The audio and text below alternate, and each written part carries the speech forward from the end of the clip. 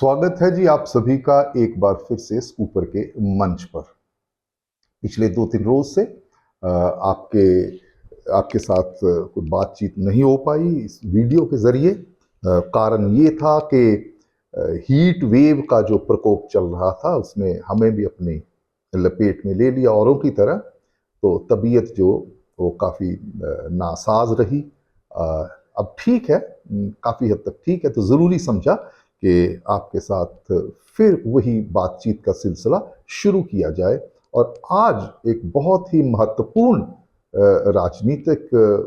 विषय के ऊपर आज हम बात करेंगे। और वो इतना महत्वपूर्ण है, देखने में तो वो एक उपचुनाव है, लेकिन उसका जो नतीजा होगा वो पंजाब की राजनीति के ऊपर बहुत एक दूरगामी उसका प्रभाव जो है वो पड़ने वाला है। तो ऐसा क्या है इस उपचुनाव में? ये उपचुनाव है जालंधर वेस्ट का जो असेंबली का क्षेत्र है। 10 जुलाई को वहां पे वोटें पड़ेगी और देखा जाएगा कि उसको कौन जीतता है। और ये बहुत बड़ा, क्योंकि ये असेंबली का चुनाव है, विधानसभा के लिए चुनाव है, और वो इसलिए वहाँ पे हो रहा है जालंधर वेस्ट में क्योंकि वहाँ पे जो विधायक थे शीतल अंगुराल, तो उन्होंने, आम आदमी पार्टी के पास ये सीट थी, तो उन्होंने अपने उस विधानसभा क्षेत्र से, असेंबली से इस्तीफा दे दिया था। और उसके बाद ये सीट पे जो है वो उपचुनाव होने जा रहा है क्योंकि वो सीट रिक्त हो चुकी थी। और जो शीतल अंगुराल थे उन पहले आम आदमी पार्टी के विधायक हैं जिन्होंने आम आदमी पार्टी को छोड़कर बीजेपी का दामन थामा था। तो सत्ताधारी पार्टी आम आदमी पार्टी के लिए एक बहुत बड़ा वकार का एक राजनीतिक साख उनकी जो है वो दाव पे लगी हुई है। वो इसलिए क्योंकि अभी कुछ दिन पहले जो लोकसभा के चुनाव है उनके नतीजे आए हैं, तो उन्हें उन नतीजों में आम आदमी पार्टी को बहुत एक नमोशी भरी हार का सामना करना पड़ा है। उनके जो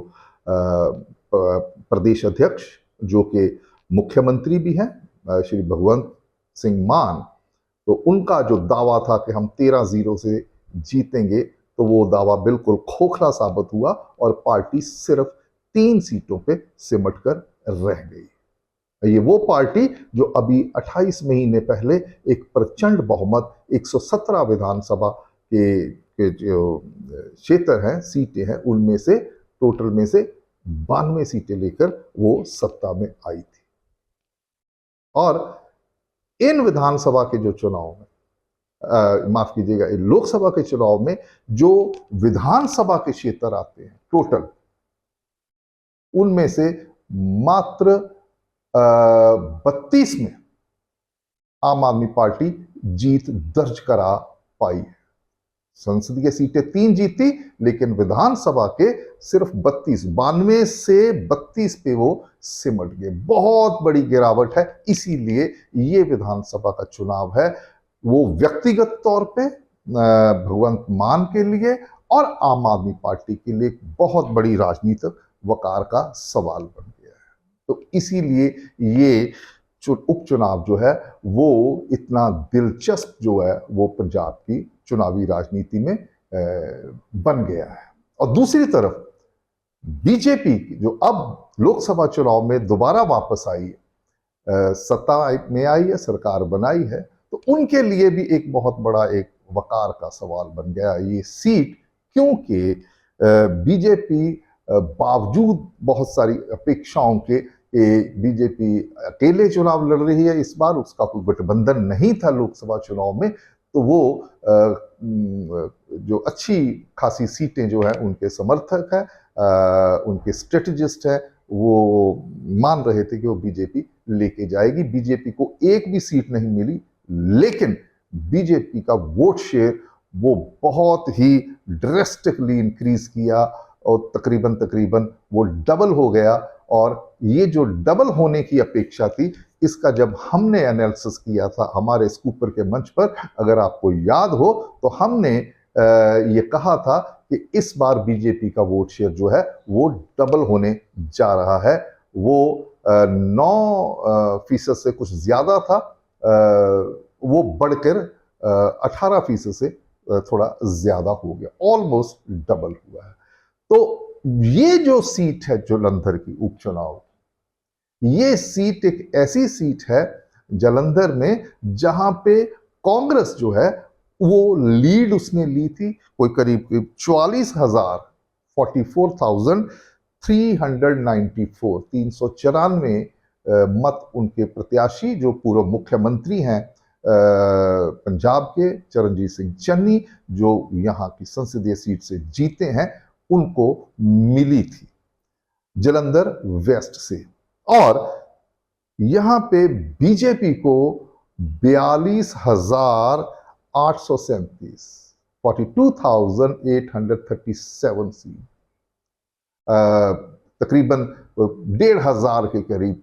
जो वोट है उनका एक फर्क है, बहुत ही छोटा अंतर है, छोटा मार्जिन है वो। और जो सत्ताधारी पक्ष आम आदमी पार्टी, वो बहुत ज्यादा पीछे, जो तीसरे स्थान पे रहा यहाँ पे, उनको मात्र 15,629 जो है वो वोटें मिली। अब यहाँ पे बीजेपी के लिए ये क्यों इतनी महत्वपूर्ण हो गया ये उपचुनाव? तो इसलिए वो हो गया क्योंकि बीजेपी यहाँ पे अगर जीतती है, ये जो 1,500 का अंतर है, इसको वो पूरा करती है और अपनी जीत दर्ज कराती है, चाहे वो कुछ सैकड़ा वोट्स हो, चाहे 100 हो, 200 हो, जीत होती है। लेकिन बीजेपी के लिए एक बहुत बड़ा मोराल बूस्टर होगा, उनके केडर के लिए, उनके समर्थकों के लिए, और विधानसभा में उनकी जो है उपस्थिति है वो बढ़ जाएगी। बीजेपी, आपको दोहराने की जरूरत नहीं है कि 2022 की जो एक सुनामी थी, तो उसमें सभी बह गए थे और बीजेपी, श्रोमणी अकाली दल, कांग्रेस पार्टी तो बुरी तरह धराशायी हुए थे। तो बीजेपी इस बात को जस्टिफाई करना चाहेगी कि उनका ये जो वोट शेयर बड़ा है उसका एक आधार है। अगर वो बड़ा है तो उसको वो सीट्स की जो जीत है, सीटों में तब्दील कर सकती है। और अगर वो जीतती है तो 2027 का जो असेंबली का चुनाव है, उसके लिए ना सिर्फ बीजेपी बल्कि और पार्टियां, उनके लिए भी एक दिलचस्प परिस्थिति, दूसरों के लिए तो ये एक चिंता का विषय होगा और बीजेपी के लिए एक हर्ष, एक उत्साह का एक कारण बनेगा। और उसके बाद, इस उपचुनाव के बाद, जो सिर्फ इसी पे हो रहा है क्योंकि इसका कारण कुछ और है, वो कारण ये है, जैसे पहले बताया, कि वहां पे जो सिटिंग एमएलए थे उन्होंने यहां से इस्तीफा त्याग पत्र दिया था, इसलिए ये सीट पे दोबारा उपचुनाव हो रहा है। लेकिन उसके बाद, ये 10 जुलाई के उपचुनाव के बाद पंजाब में और जो उपचुनाव होने जा रहे हैं, वो इसलिए होने जा रहे हैं क्योंकि जो सिटिंग विधायक थे उनको उन्होंने संसदीय चुनाव लड़ा और वो जीते, जिसमें पंजाब प्रदेश के अध्यक्ष अमरिंदर सिंह राजा वड़िंग भी शामिल है। वो गिदड़बाहा का जो असेंबली का सीट थी, वहां से वो विधायक थे और वहां उसको उन्होंने लुधियाना से उन्होंने संसदीय सीट के लिए चुनाव लड़ा, जीते और वो स्थान। इसी तरीके सुखजिंदर सिंह रंधावा हैं, कांग्रेस पार्टी के पूर्व डिप्टी सीएम रहे हैं, तो वो भी जीते हैं गुरदासपुर से, तो उनकी सीट भी। और उसके अलावा डॉक्टर राजकुमार चब्बेवाल, जो चब्बेवाल जो होशियारपुर संसदीय क्षेत्र है, उसमें उसका एक विधानसभा का जो क्षेत्र पड़ता है चब्बेवाल, वहां से वो विधायक थे कांग्रेस पार्टी के, लेकिन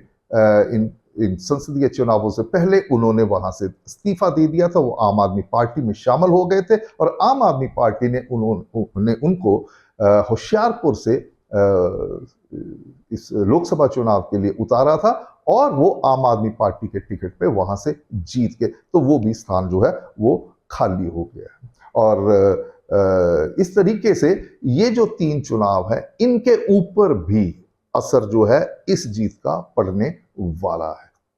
वहां पे बीजेपी क्या करेगी क्या नहीं करेगी ये दूर की बात, लेकिन अभी हम जालंधर वेस्ट की जो है सीट के ऊपर बात कर रहे हैं और यहाँ पे बीजेपी के जीतने के जो जो चांसेस है बहुत प्रबल है, क्योंकि संसदीय चुनाव में इनका और कांग्रेस का जिसने लीड किया था उसका अंतर बहुत कम है। और बीजेपी कौन सी स्ट्रेटजी जो है अपनाती है कि यहाँ पे वो कांग्रेस को धाराशायी चित कर सके, उस पे अभी आते हैं। लेकिन उससे पहले थोड़ा सा आपको ये समीकरण बता दूं कि इन संसदीय चुनाव में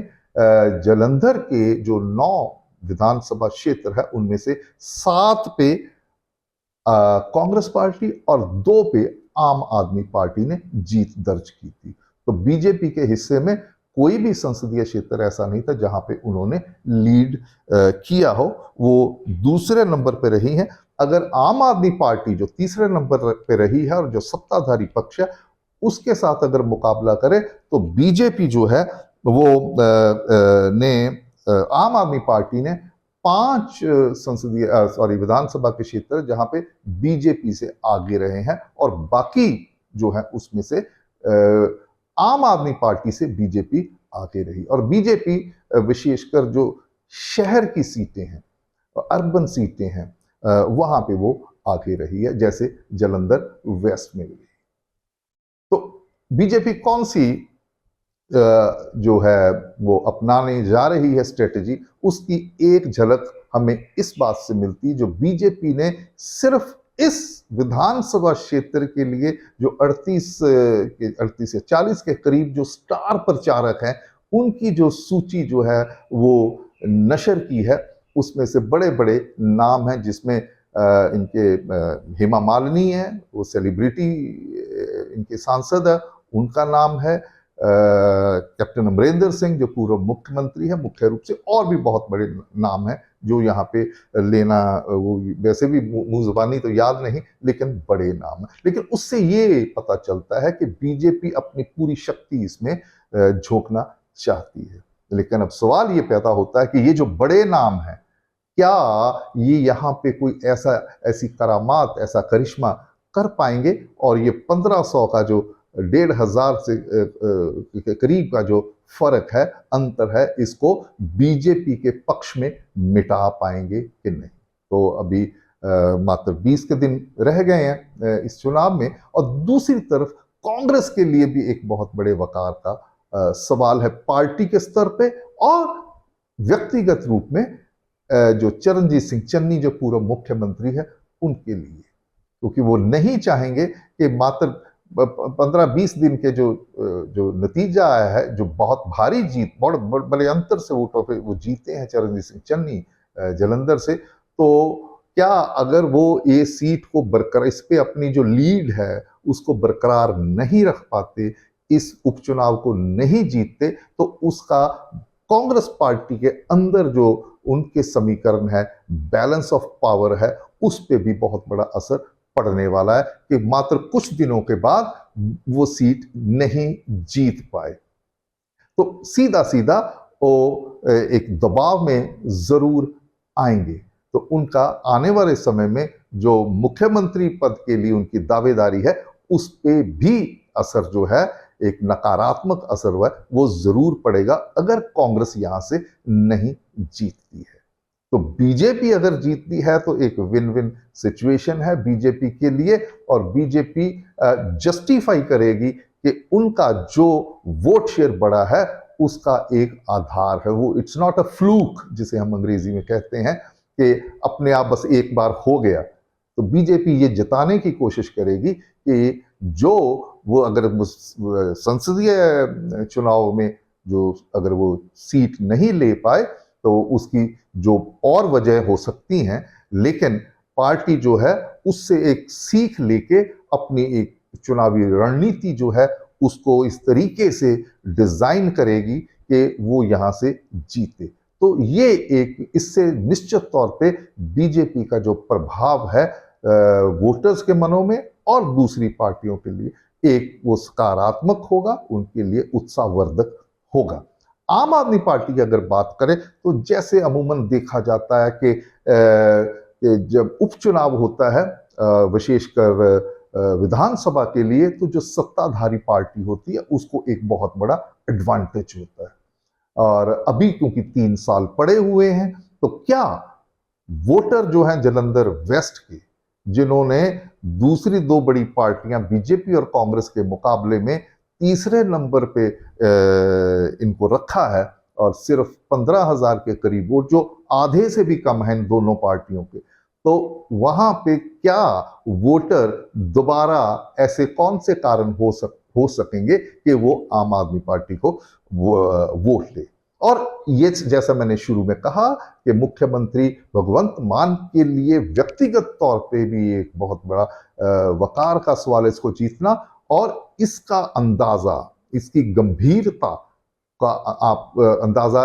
यहां से लगा सकते हैं कि मुख्यमंत्री ने इस क्षेत्र में एक किराए का मकान जो है वो लिया है। वो यहां पे जितने दिन चुनाव होगा वो यहां पे डेरा डाल के रखेंगे। तो कहीं ना कहीं उनको ये लगता है कि जो संसदीय चुनाव में जो पार्टी की एक निराशाजनक हार हुई है, उसका एक बड़ा कारण ये भी है कि आम आदमी पार्टी, उनके मंत्री, उनकी सरकार, उनके विधायक जो हैं वो आम लोगों से डिस्कनेक्ट रहे हैं, वो कटे रहे हैं। इस वजह से लोगों ने, जलंधर वेस्ट के लोगों ने उनको एक तरीके का दंडत किया है, और बहुत कम वोटे हैं। और अब जैसे मैंने पहले कहा कि जो विधायक यहां से जीते थे, शीतल अंगुराल, आम आदमी पार्टी के टिकट पे 2022 में उन्होंने इस्तीफा दिया था, और वो अब बीजेपी के टिकट पे चुनाव जो लड़ रहे हैं।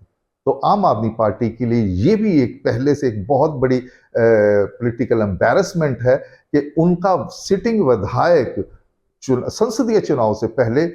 इस्तीफा देके बीजेपी में शामिल हो गया हो, और ये माना जा रहा है कि उनका ऐसा करने से, बीजेपी के पक्ष में आने से ही, ये जो संसदीय चुनावों में जो बीजेपी का जलंधर वेस्ट से प्रदर्शन रहा है वो इतना बढ़िया इसलिए रहा है क्योंकि शीतल अंगुराल जो हैं वहां पे